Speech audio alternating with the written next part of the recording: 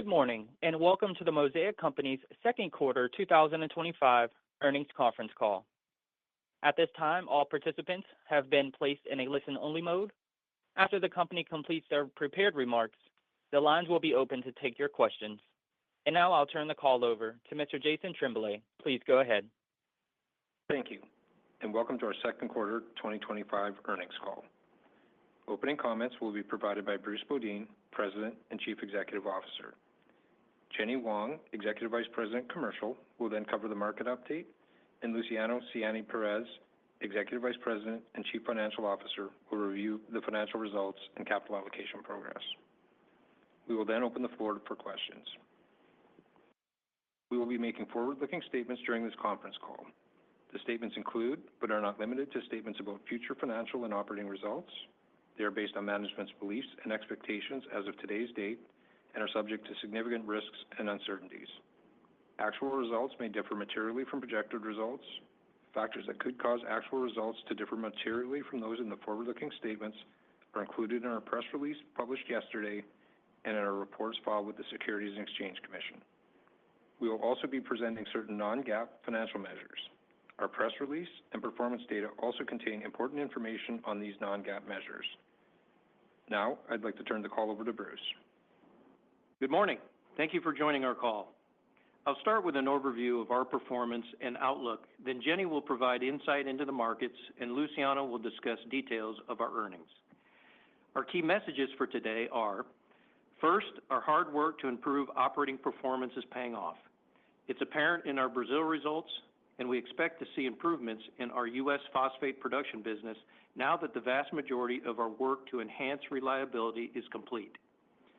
Second, the market environment remains strong, with tight supply leading to very strong phosphate margins and rising potash prices. In fact, we raised our full-year potash production to capture strong demand.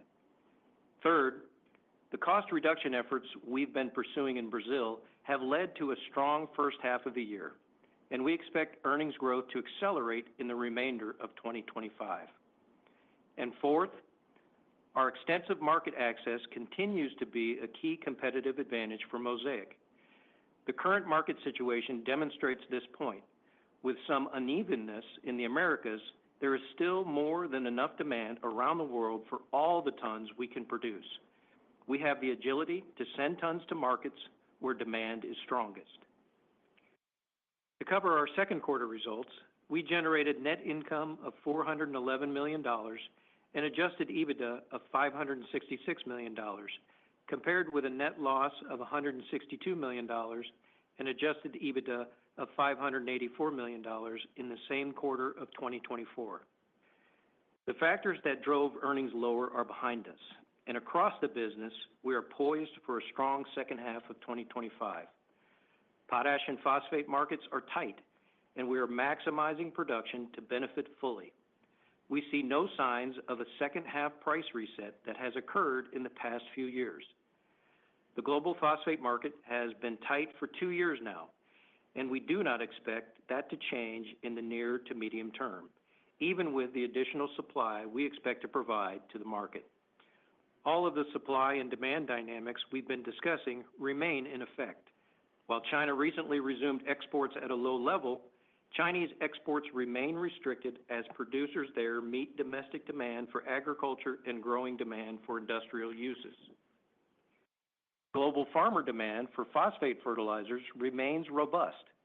As an example, Indian importers have come back to the market with increased government support and are now working to meet 2 years' worth of pent-up demand. Also, remember, there is not much additional capacity that is expected to come to the market over the next few years, and announced projects take quite some time to come online. Put simply, there is not enough phosphate fertilizer available to meet demand, and we expect this dynamic to continue well into 2026, even if there is some demand deferral in the Americas. In our business, our work to fortify our U.S. phosphate assets to maximize future production took longer than we expected, but there is no more planned maintenance that would impede us from reaching our target run rate of 8 million tons per year. To provide more detail, Our extraordinary level of work is complete at Riverview in Louisiana. Our Bartow plant has been operating at target rates for a couple months, and at New Wales, where installation of our final new gypsum pumping station was delayed, all 3 new stations are complete. We are now returning to our normal cycle for turnarounds. Our third quarter sales volume guidance of 1.8 to 2 million tons reflects our confidence in our strengthened assets. Our annual guidance for phosphate production is now 6.9 to 7.2 million tons, reflecting the more extensive maintenance downtime we experienced in June and July. It's also important to note that as our volumes improve, so do our unit costs. We expect to reach our Analyst Day per ton cost targets later this year. In potash, the market has evolved from balanced to tight. Maintenance activities at multiple producers around the world have reduced near-term supply, and demand remains strong, underpinned in part by continuing high palm oil prices in Southeast Asia. We are running hard to meet demand and benefit from the market conditions. The second quarter turnaround at Esterhazy is complete, and we plan to run our Colonsay mine at least through the end of this year. As a result, and to meet very strong global demand, we have increased our annual potash production guidance to 9.3 to 9.5 million tons. We're feeling very good about our business in Brazil, too. While credit issues are persisting, we expect fertilizer demand to remain strong and supply limited. As a result, we anticipate EBITDA from the Mosaic Fertilizantes segment to push higher from the strong levels we've seen the past 2 quarters. Before Jenny provides more details on the markets, I'd like to highlight the important competitive advantage our market access brings to Mosaic. The new Pomeranchi facility, which was inaugurated last month, adds 1 million tons of distribution capacity in the fast-growing northern region and reinforces our market-leading presence in the country. We also continue to leverage our market access to grow the Mosaic Biosciences business. First half revenues for Biosciences more than doubled compared with a year ago. We expect Mosaic Biosciences to contribute positively to adjusted EBITDA beginning in the fourth quarter. Finally, a note on capital allocation. We're continuing to make progress on our work to reclaim capital so that we can deploy it in pursuit of better returns. The HydroFloat project and the new Pomeranchi facility are good examples of this. We hope to have news on the processes we've announced, including Carlsbad and Tacori, in the near future. At the same time, we are expecting stronger free cash flow in the second half of the year, which would allow us to pay down debt and return capital to shareholders.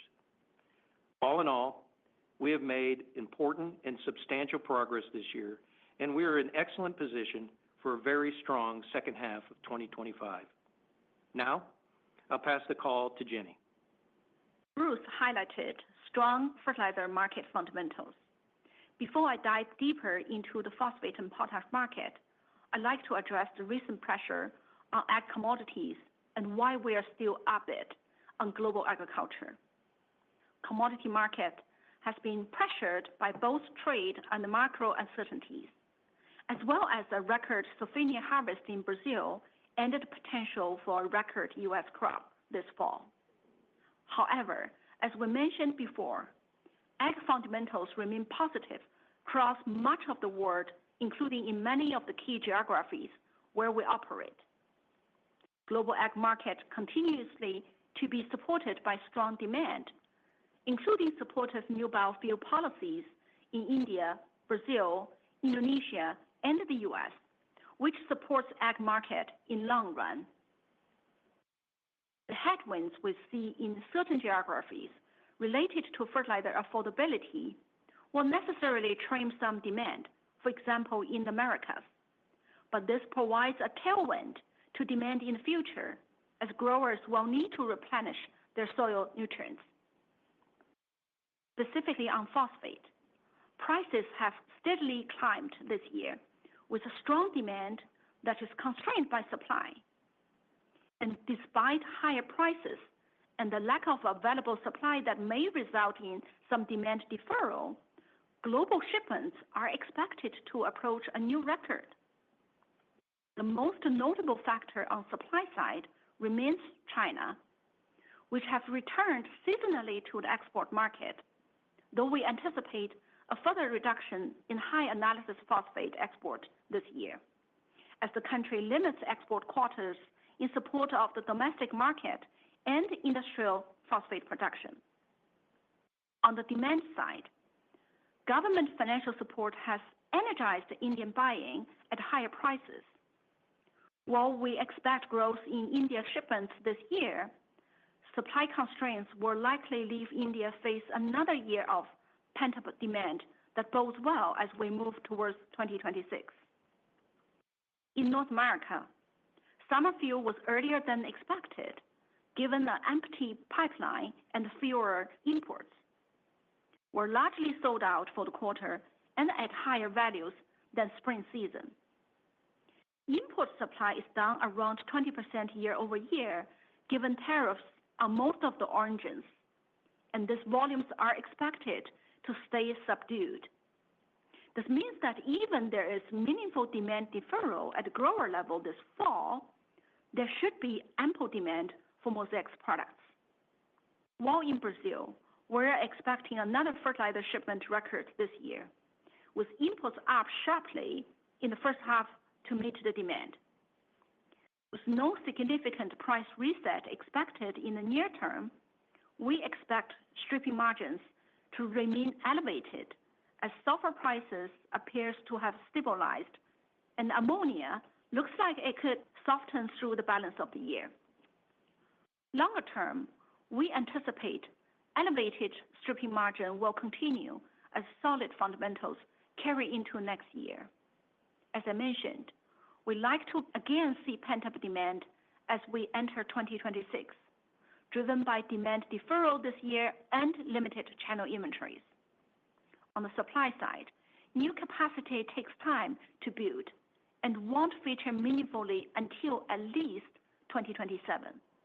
On top of this, we expect China to continue to reduce export availability as independent projection for LFP demand through 2030 exceed even our own projection.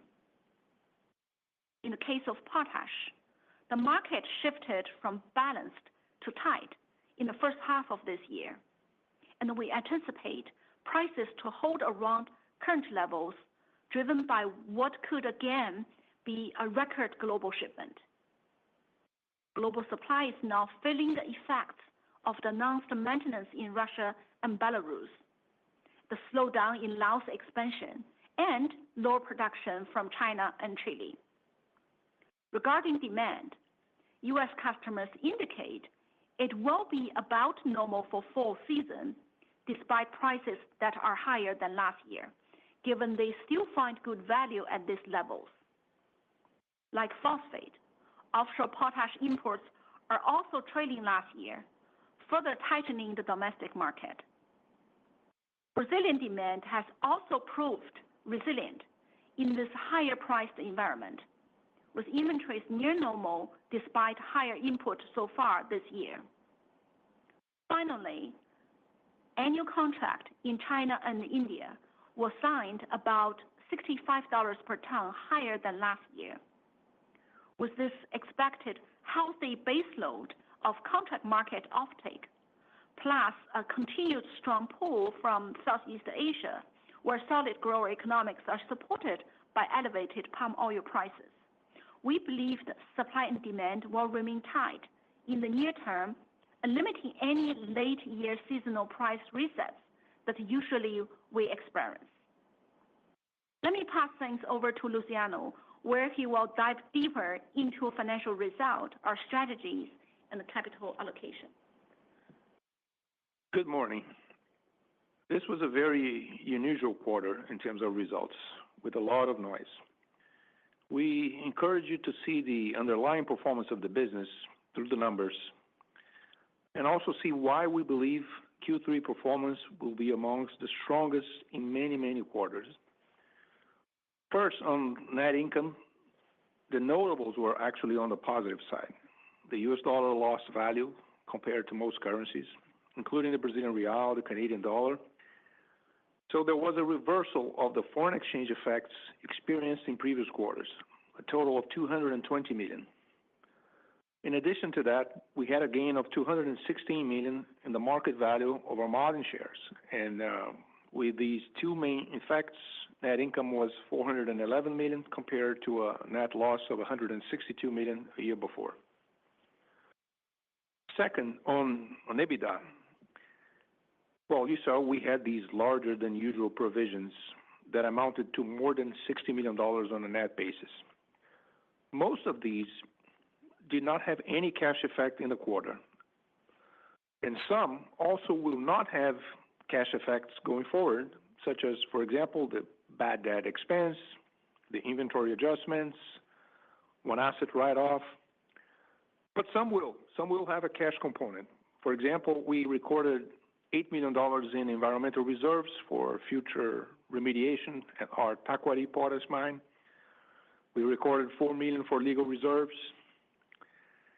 So we had a number of net and favorable items that all came together this quarter. And while we always have some level of this kind of activity, it was quite large. We don't expect to repeat this level in Q3 and Q4. Just a note on bad debt. The $30 million bad debt expense in Mosaic Fertilizantes we had with a single customer. It is 90% backed by insurance, so we expect recoveries going forward. Indeed, for example, this quarter we collected $15 million related to a bad debt expense booked in Q3 last year. Also, on EBITDA, you can see that all the work of turnarounds that we talked extensively cost us money, a lot of money. We have been speaking about $100 million overall aggregate investment to increase reliability. But part of that you can see in these elevated idle and turnaround expenditures. Some of the work just can't be capitalized. It has to be expensed. Not a surprise, a significant part of the increase in idle and turnaround expenses came from phosphates. And why is that? We not only extended the duration of our turnarounds, which impacted our production volumes, which impacted our fixed cost absorption, but we also spent more actual dollars in repairs and maintenance. These works, another reminder, are all with the goal to de-risk not just our second half performance, but well into the future as we return to a sustained and more normal production output level. So therefore, we also expect Q3 idle and turnaround expenses to decline from Q2 to get to a more normalized level because the work has been completed to improve asset reliability. So now, the bright part. Phosphates, for example. You know that everything hinges upon the volumes. As we said, 85% of our cash cost of conversion is fixed. So, given the low production volumes, the unit cost metric of $126 per ton in Q2 behaved exactly as it should. It is above our investor day target of $95 to $100 per ton, but only because of low production volumes. On a positive note, cash mine rock costs in Florida are the lowest in 10 quarters, $51 per ton against an average of $55 per ton in 2024. You're not seeing it yet because of the low volumes of finished product. But these results will flow into the blended rock costs once finished product volumes come back. In potash, the cash production cost per ton was $75, up from the same quarter last year, again, due to less fixed cost absorption and lower volume. But it was down from $78 in the first quarter. And we conducted a turnaround at Esterhazy in Q2 this year versus Q3 last year. And the shifting timing impacted a lot of metrics year over year when you compare Q2 25 to Q2 24. It impacted production volumes, unit costs, and turnaround and idle expenses. So again, as in phosphates, you should expect potash Q3 turnaround and idle expenses to decline from Q2. Mosaic Fertilizantes, so far, the nicest story. There, we have achieved $106 million of our $150 million cost reduction target. These cost reductions and the higher realized prices are behind the $150 million in EBITDA, despite the bad debt expense of $18 million net of recoveries. In Q3, with increased volumes, no further bad debt expenses, and a recovery in distribution margins, we're bound to have an excellent quarter. The question is if we're going to be above $200 million mark or well above the $200 million mark. This will depend on our management of sales volumes given the credit environment. And finally, for you to better model Mosaic Fertilizantes, this quarter we added disclosure on production sales volumes in the result and outlook tables in the press release.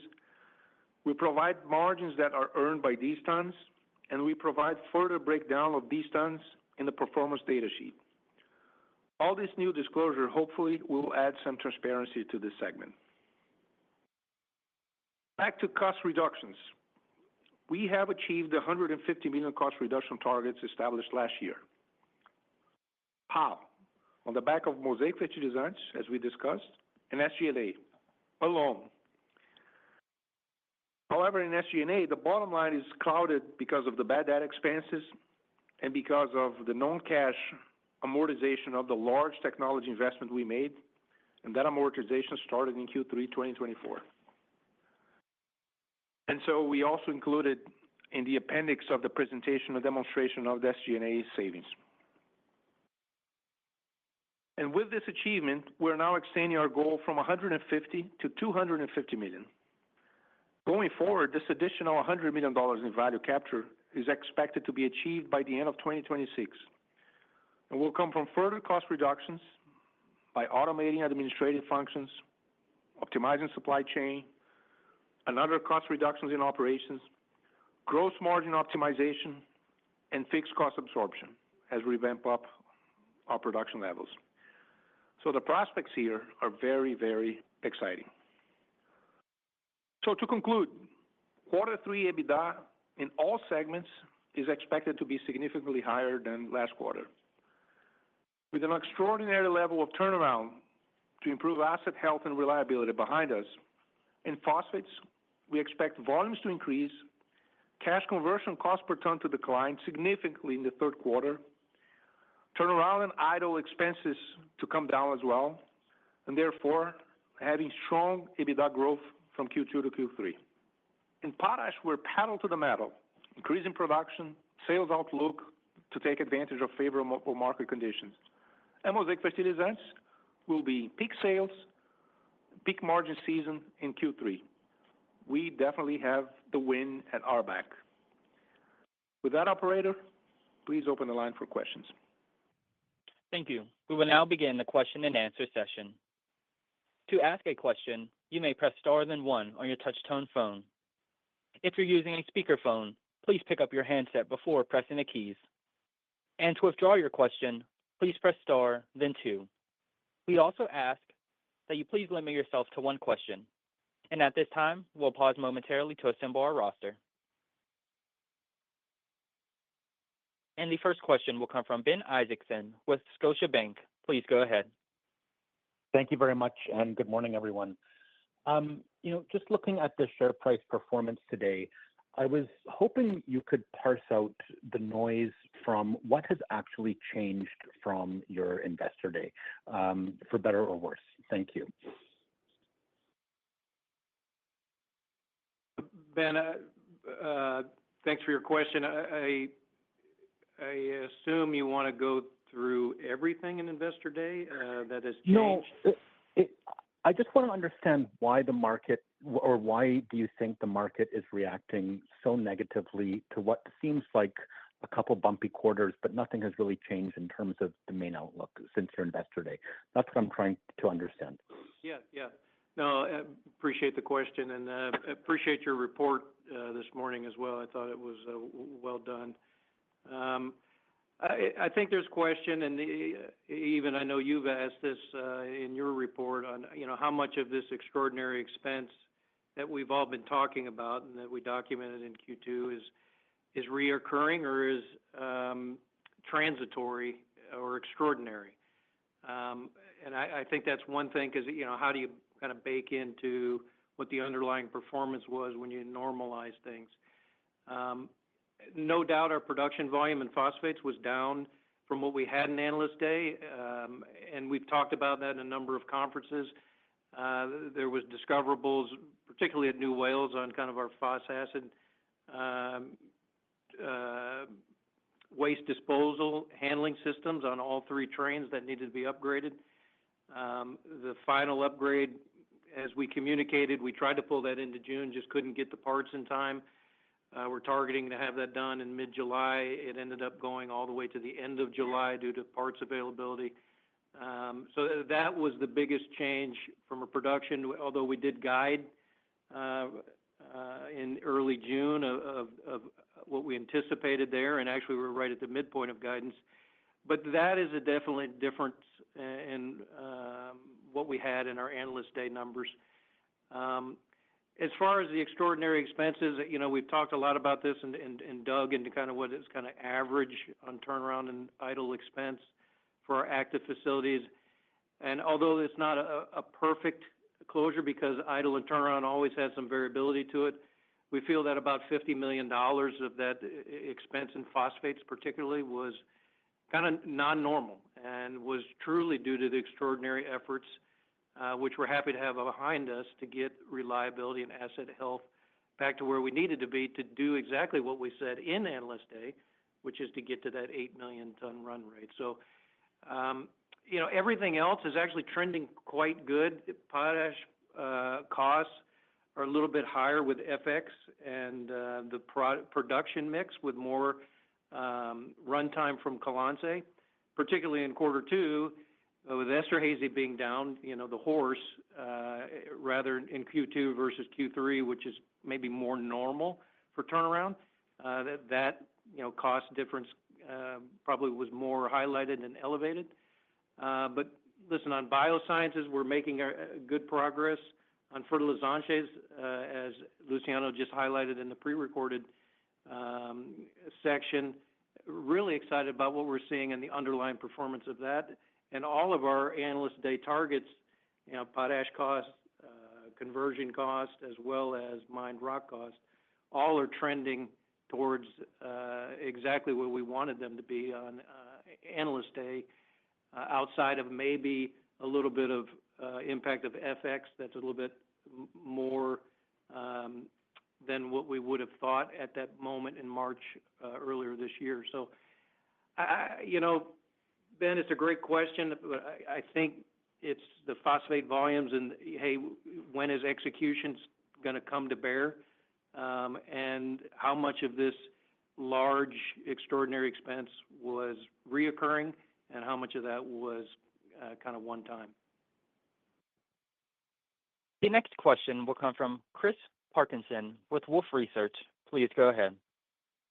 Great. Thanks so much for taking my question. A simple yet complex question. What was your run rate roughly in July, and how are we, where are we trending in August and September? Just, essentially what's underscoring your confidence into the balance of the year? And when I take a look at slide 8 as kind of the foundation for those comments, perhaps, it looks like Bartow pretty much has been there where it needs to be. New Wales and Riverview are in the process of just, kind of getting there. And Louisiana looks a little uncertain. So if you could just hit on those remarks and piece that together for us, it would be greatly appreciated. Thank you. Yeah, Chris, appreciate the question. Thanks, as always. So in July, run rate was not what we were hoping for. Primarily what I said earlier is because of the large the delay by about 2 weeks on the third JIP pumping system at New Wales. And listen, New Wales is our horse. Now that is complete, we're seeing exactly like we saw on the other 2 trains of that not being an issue and getting the elevated rates. It's still early into August, and listen, this went all the way to the end of the month. So we don't have a lot of free and clear run rate into August. But what we're seeing in the numbers is very encouraging. Louisiana actually is more encouraging than you may realize. I know our graphic, how we're trying to represent asset health, is an interesting way to do that, but actually really encouraged by the numbers that we're seeing in Louisiana.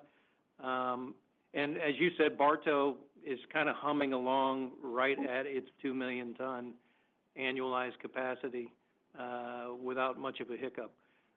Riverview, all the major work is done, and we're excited in what the opportunity is that we're seeing there.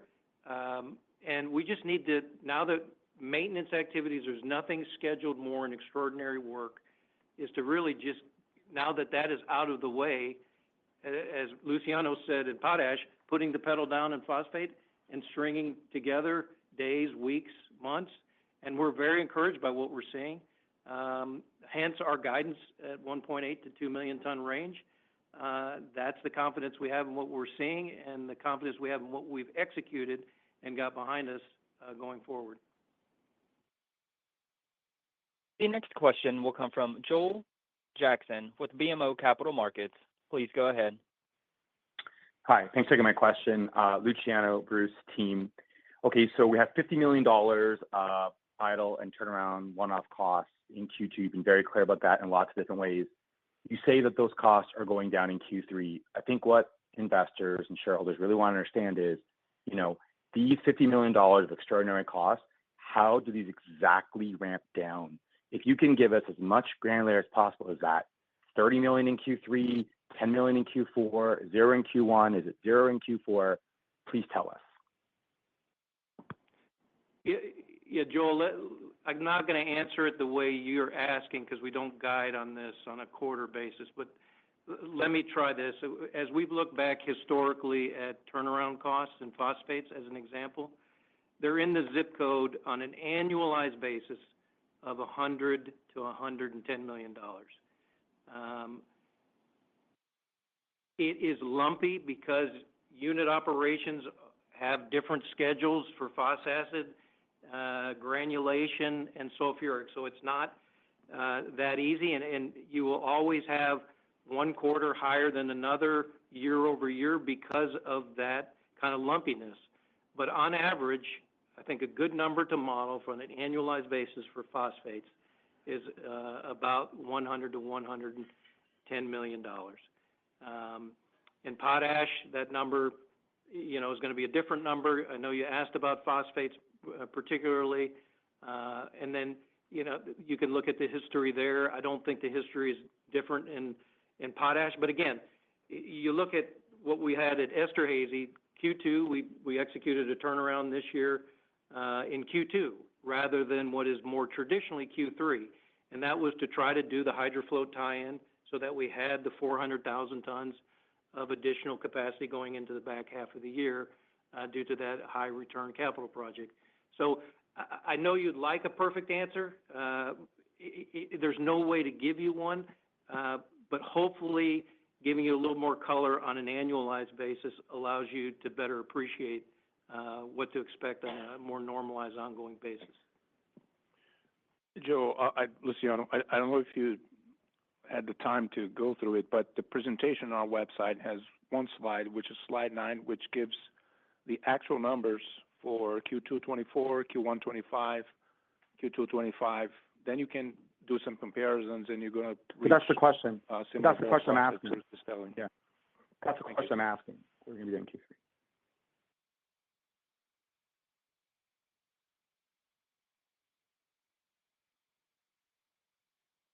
The next question will come from Andrew Wong with RBC. Please go ahead.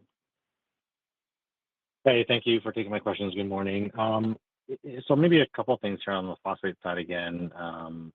First is I think we're about to enter the typical hurricane season in Florida. So just curious, what has Mosaic done to harden the assets against any potential weather disruptions? How much does that factor into the Q3 guide? And then just a general question, and I guess Bruce has kind of answered it already, but when we think back to the earlier parts of this year, it sounded like a lot of the work was set to be completed by Q1.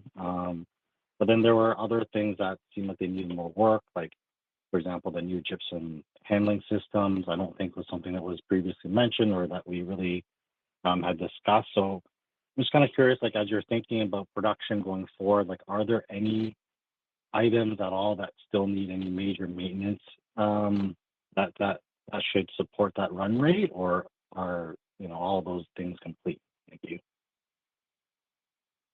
Yeah, Andrew, appreciate that. You got a two-part question there. Hurricane season, yeah, is approaching, and we do preparation and do crisis planning and practice on that front every single year leading into hurricane season, and that has been complete. As far as hardening the assets, we've looked at our motor control centers, particularly those on the coastal areas, given storm surge potential, and made sure that those sit above, kind of that flood stage probability given categories of storms. We've also gone through with our insurance carriers and made modifications due to their recommendations for wind improvements in a lot of our stationary buildings, particularly our warehouses, with better venting and things like that to allow wind to pass through more easily rather than having a higher potential ripping off a roof or damaging a roof. So there's a number and host of things that we've done, again, looking at storm surge, looking at wind.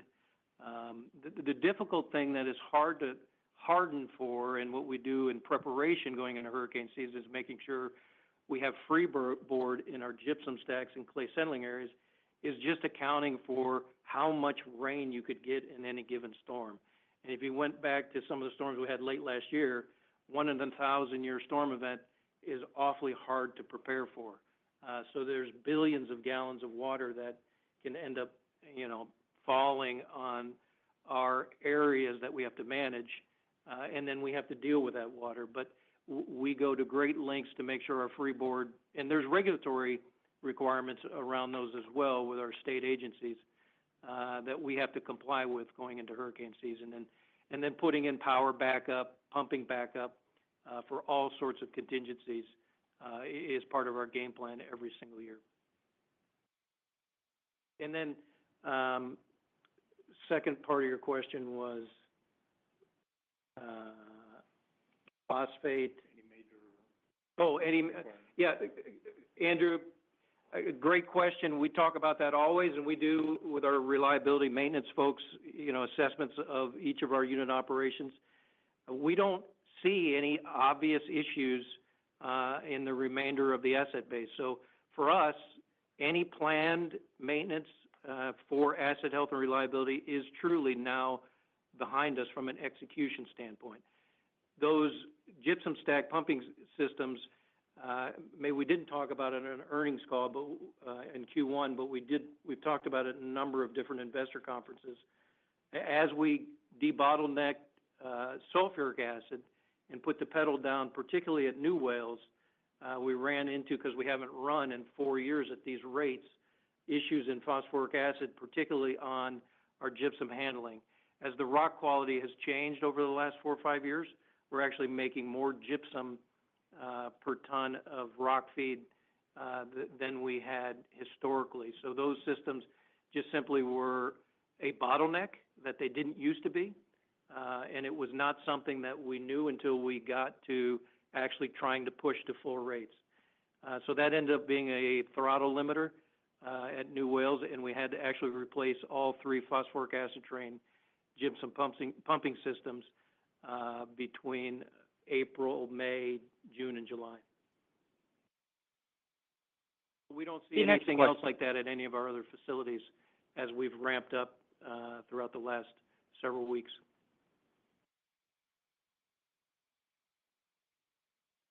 The next question will come from Jeff Zekauskas with J.P. Morgan. Please go ahead. Thanks very much. Can you talk about how tariffs have raised the costs of imports of phosphates into the United States on some kind of percentage or per ton basis?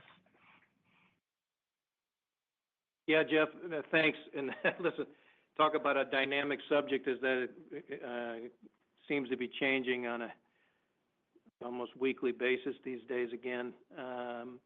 But in general, imports of phosphate have a 10% tariff on top of those, depending on the location, but most locations have that.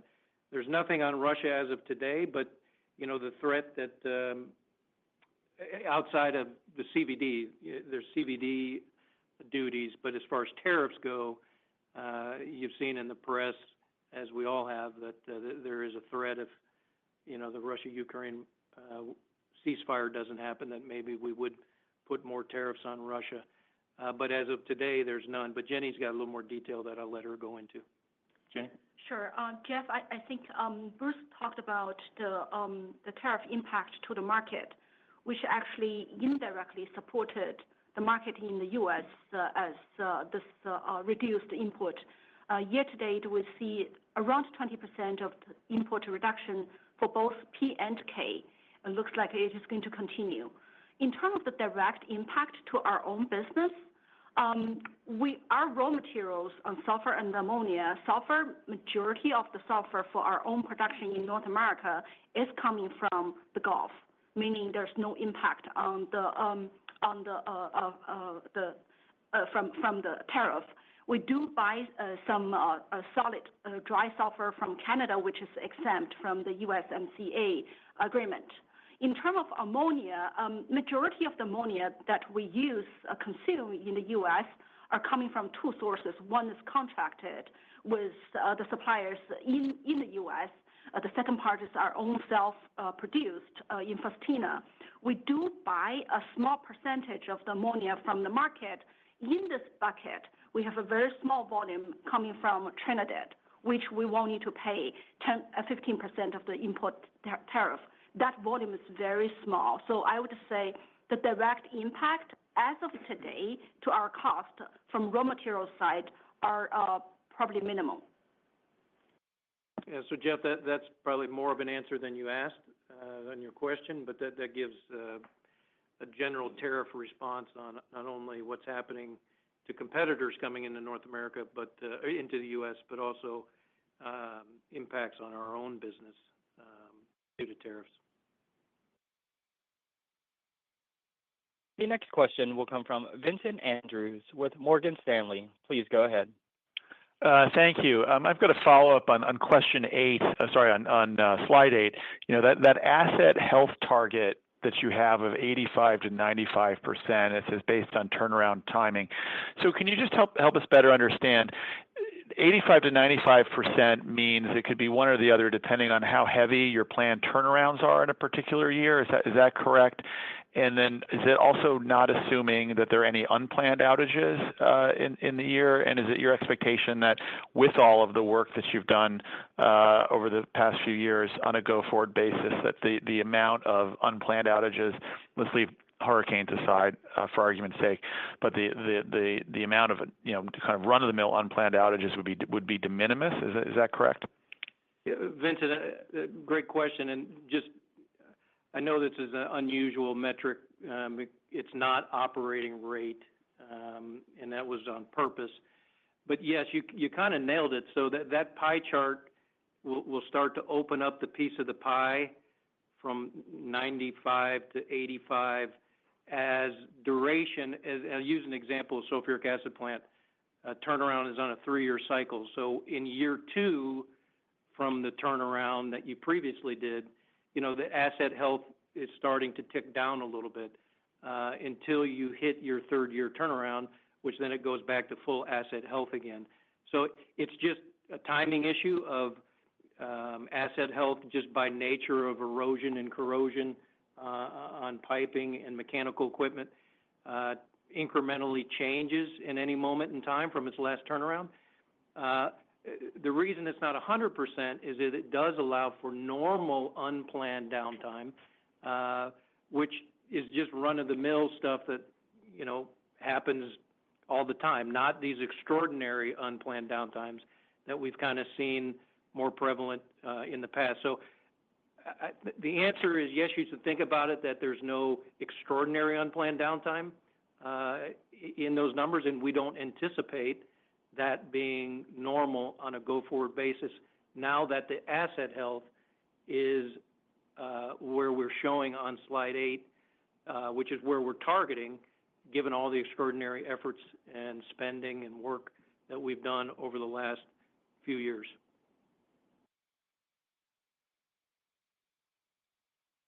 The next question will come from Aaron Ciccarelli with Berenberg. Please go ahead. Hello, good afternoon. Thanks for taking my question. I have a question on fertilizantes, in fact. I see that you talked about shrinking perhaps your customer base because you're focusing more on better credit profile.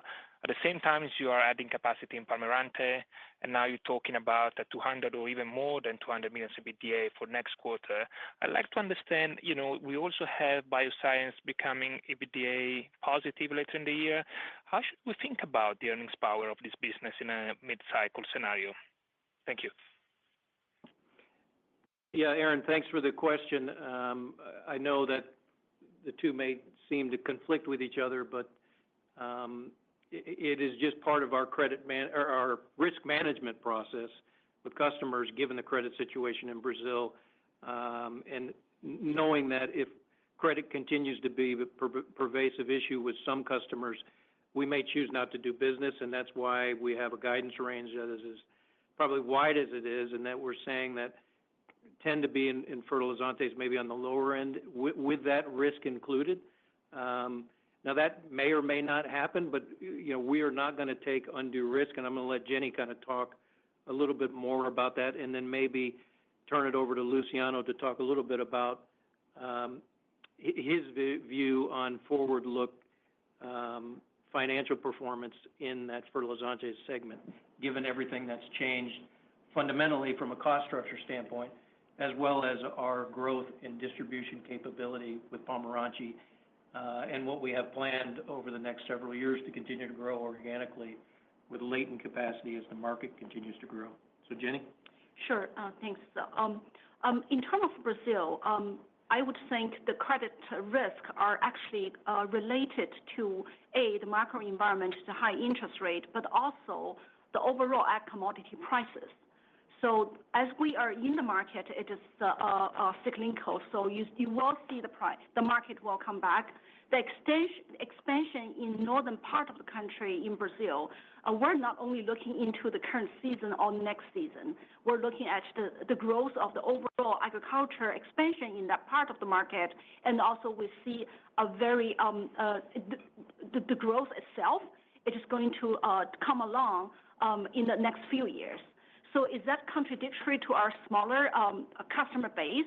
I would argue, as the market grows in northern part of the country, our customers are growing in that part of the country as well, especially those customers, the end users like mega farmers and some of the major trading companies. They're expanding their presence in the market. So we are growing as our customers are growing, and the customers, they have much more solid credit situation growth in that market as well. So I would say it is not really contradictory. It is actually complementary as we go through that the growth journey in Brazil. I would, in terms of the bioscience, we are getting into the stage by end of the year that we're going to be EBITDA positive. And from next year, the growth are going to be from the new product launches. This year, we have launched 2 new products already, and we have 3 new in the pipeline to be launched in the rest of the year. And next year, we have new product to be launched as we're going through regulatory process. The growth is also coming from the customers, the new customers, and also new crops. And I can prove to you that the first half of bioscience growth, not only coming from new customer, new crop, and also existing customers, those who have used our bioscience product. This year, they can see the benefit of using PowerCoat and the BioPass, especially in the environment when fertilizers are more expensive, which helps them to improve the efficiency of these expensive fertilizers. So in terms of the financial projection, I would ask Luciano to provide you some insight. Lastly, I would also say Luciano probably also can help some of the ideas on finding financial solutions in helping us navigating this credit challenged market environment in Brazil this year as well. Over to you. So Aaron, if you look 5 years from now, we have targets on the Investor Day deck to kind of reach around 13 million tons of sales in Brazil. If we use, for example, the upper end of our $30 to $40 distribution margin, and so you get around the ballpark of 500 million just for distribution. If you get to if we want a low end for that, for example, just picking a number like $10 million times the lower bound for the distribution margin times 30, you would get to 300. So 300 to 500 would be kind of a range and an aspiration to grow into that range for just the distribution portion. We now speak also about $75 to $80 per ton on current market for the tons that we produce, which is around 4 million. So that gets you another 3 to 350 million for our own tons. So you see that the earnings potential for Mosaic fertilizantes, and when you add also the co-products, which are around 40 million per quarter, could actually reach to $1 billion over the long term, and that's definitely what we are going to pursue. We'd like to call attention as well. We don't disclose, but maybe in the future we will, that our China business is becoming more material. So we had around $30 million in the first half of this year, so we may have around 60, and there's a potential to double or triple this number very quickly. And in biosciences, we continue to pursue our target of 250 million EBITDA longer term. The speed to which we'll attain it is more dependent on regulatory approvals for some of our products than anything else. The next question will come from David Simons with BNP Paribas. Please go ahead. Thank you very much. So first question, if I back out the implied specialties price from the phosphate division, then it looks like the price realization was quite low for phosphate specialties. Is there any reason for that? Perhaps you could talk through what happened with Micro Essentials pricing in the quarter. Could you give an idea of what's happening on the ground in Brazil? So you mentioned the change to government financing support for farmers. We've seen potash prices stall a little bit in Brazil over the past few weeks. So I don't know, it's interesting to hear your very positive outlook for fertilizantes at the same time as talking about potentially some headwinds in the Brazilian market. Maybe you could elaborate on that. And then I think you mentioned in the prepared remarks that you expect the third quarter to be the best quarter for some time. Given the share price reaction today, and given the consensus, I think is around 850 million EBITDA for Q3, could you maybe give a bit more color on those remarks too? Thank you. David, can you clarify your question on specialty phosphates? I think none of us kind of followed that. Are you saying Micro Essentials margins, or what particularly are you asking? So we answer this right. Yeah, sure. Thank you. So if I take the ASP in the phosphates division, and then I back out the realized DAP price using DAP volumes and the price you give for DAP, then the remainder I'm taking as a kind of benchmark for the specialties pricing, and that seemed to fall quarter on quarter with worse realization in the rest of the business if I take out the DAP part. So just curious whether that's a quirk of the calculation or whether there's anything happening in specialties pricing in Q2.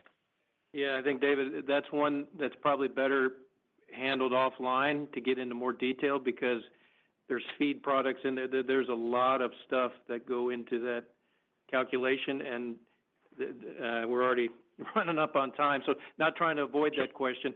The second part was more Brazil, what's going on the ground, I think is what you said? Yeah, exactly. And maybe some comments specifically around the government's reduction in support for farmer financing of input costs. Yeah, I'm going to turn that over to Jenny, and if Luciano's got anything to add as well. But Jenny, go ahead. Yeah, Yeah, so David, let me start from Brazil. We have a very strong first half of the market where was supported by the last safrinha corn crop. And the first half of the market was very strong. What we're saying is really a slower, much slower soybean summer season. The farm economics are challenged given the higher input prices and the lower crop prices. And also the credit challenge has made the market move much slower.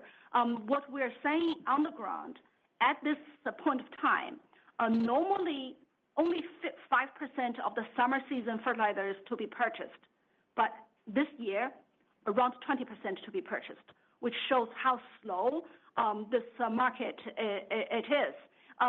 We are telling the customers to say the window is closing. In order to get their fertilizers on the ground, they will need to get up to the purchases. Otherwise, we will see some significant logistic challenges. The bright side is really on the next safrinha or second corn crop, where the farmers are really on pace of selling their crops and also buying fertilizers.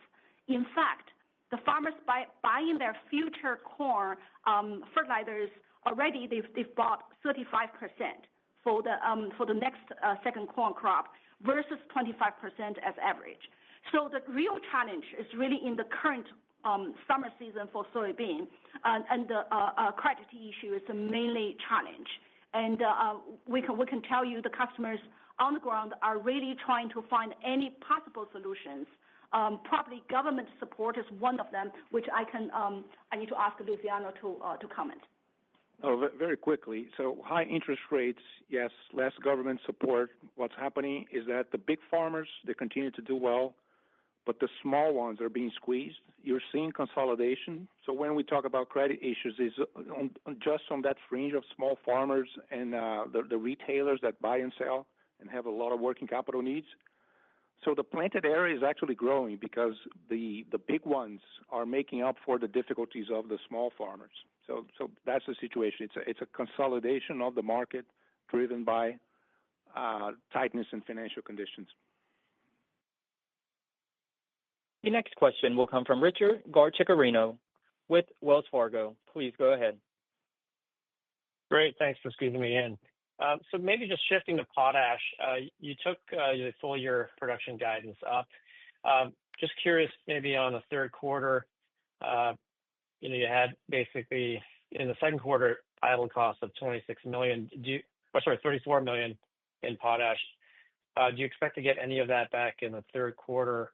And then maybe just bigger picture, with the Esterhazy hydrofloat ramping up, how should we think about 2026 production levels if the market continues to stay strong? Thank you.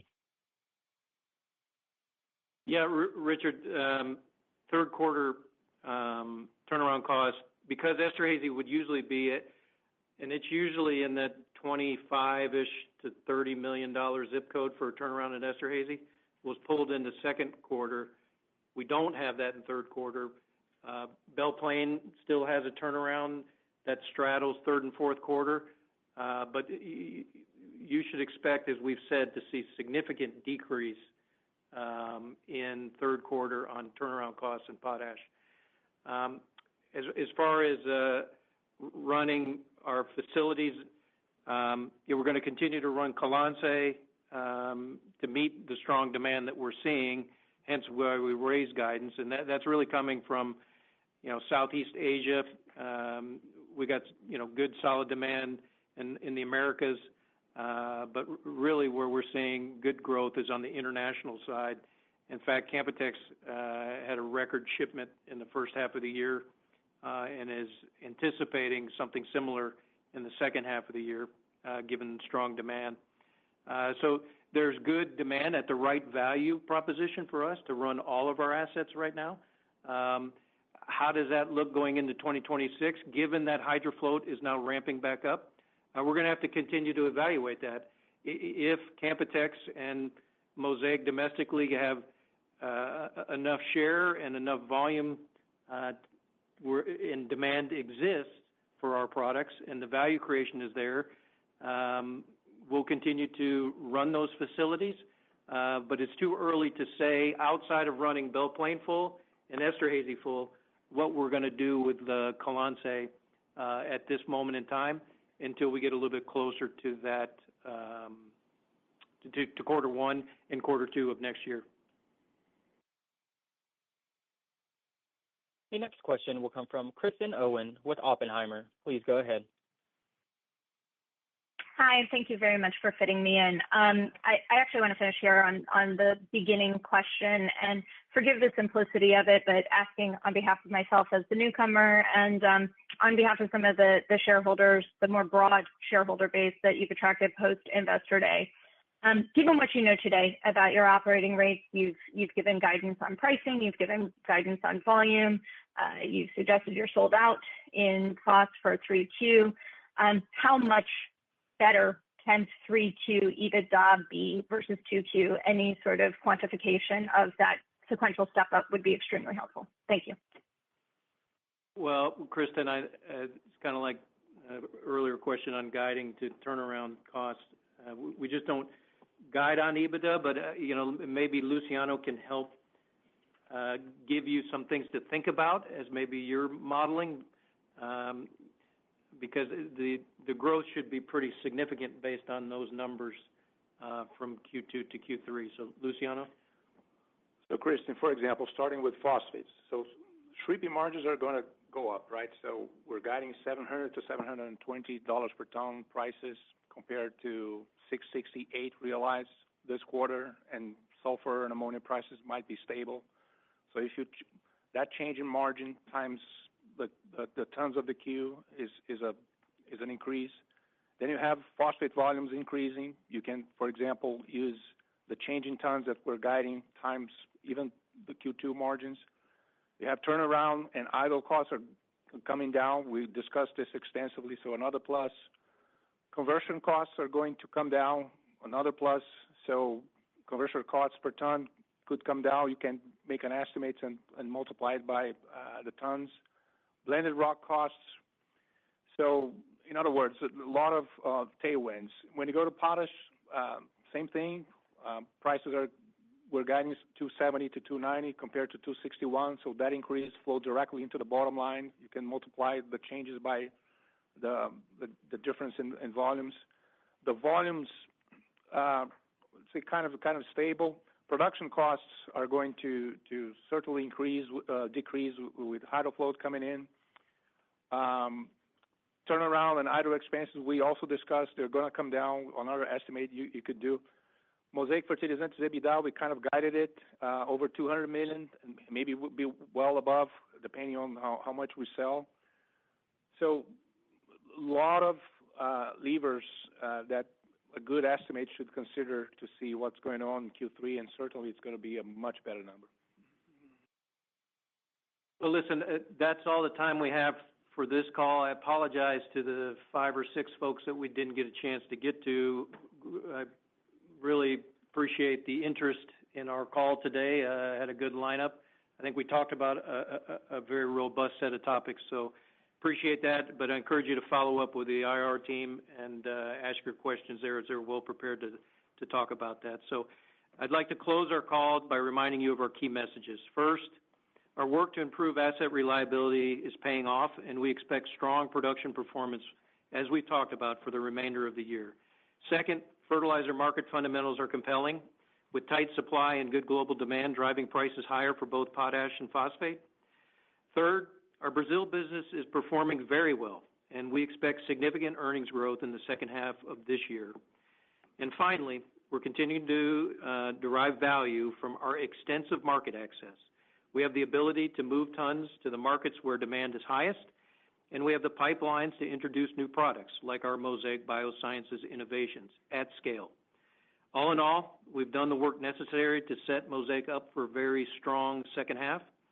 So again, thanks for joining our call, and have a great, safe day. The conference is now concluded. Thank you for attending today's presentation. You may now disconnect.